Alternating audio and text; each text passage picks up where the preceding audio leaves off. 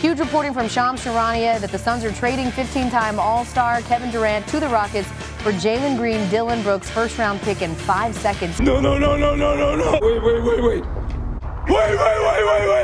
Just hours before Game 7 of the NBA Finals began Sunday evening, the Kevin Durant Phoenix Suns saga came to an end. 2.5 years and 6 playoff game wins later, it's done. Now, while KD is still very much the same player he's always been, he is going on 37 years of age, and in the end, the league spoke loudly as to his trade value. Still, it was shocking. I'm sure the Suns thought they were going to get more in return for the 2-time Finals MVP than just Jalen Green, Dylan Brooks, 10th pick, and 5 twos. I hate to say it, but this was a fleecing at the end of the day. The Rockets didn't come off of one player that they didn't want to.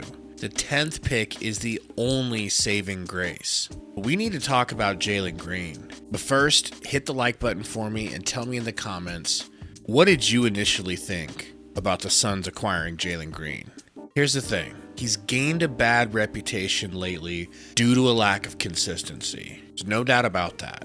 Specifically during the Rockets' 7-game series with Steph and the Warriors. Golden State won 95-85 in Game 1, and Jalen Green was awful. 3 for 15 from the field and 0 for 4 from 3. Game 2, Green explodes for 38 points, hitting 8 threes. Boom, the Rockets have life in the series. In the end, though, he would score 12 or less points in 6 out of those 7 games. Not a good look. And there you see why his reputation is so in the dumps. I'm honestly glad, though, that Suns fans aren't expecting much from him. I think he will be a pleasant surprise and extremely fun to watch. Suns fans expected a title run or 3 when Bradley Beal got to the Valley. And when reality ended up as far away from expectations as they were, things turned toxic. But Jalen Green is better than Bradley Beal, and people are sleeping on that. He's a younger, way more athletic version of Bradley Beal, with an extremely low bar to hurdle for fans' respect.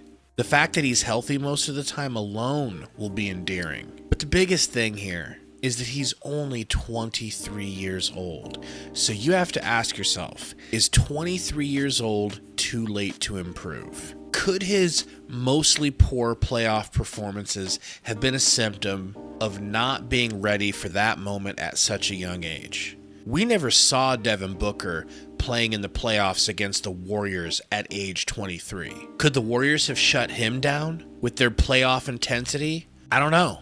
But now Jalen has Devin Booker as a mentor with a young coach known for his player-friendly, free-flowing offense. If there's anything I learned from these most recent playoffs, it's that the modern NBA requires you to have multiple guards that can create for themselves when the team needs a bucket, and simple catch-and-shoot opportunities aren't readily available. Jalen Green is not the defender that Andrew Nembhard is, but he's better offensively. And the one thing you can say about Jalen Green is he's improved the most on the defensive side of the ball over the years, depending on how you feel about steals and defensive ratings. Brian Gregory said that the Suns want to field a team that the fans will enjoy watching. Jalen Green is the epitome of that. His combination of shooting and athleticism is honestly nuts, and it's going completely underappreciated because he wasn't ready for playoff intensity at 23 years old.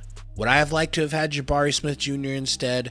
Of course. But in the end, the Suns did get an extremely talented young player that it is their responsibility now to develop properly. His three-point percentage has been hovering just under 35%, but he shoots a lot of threes. They aren't always easy catch and shoots. Suns probably need to get him to rein in his shot selection a little bit.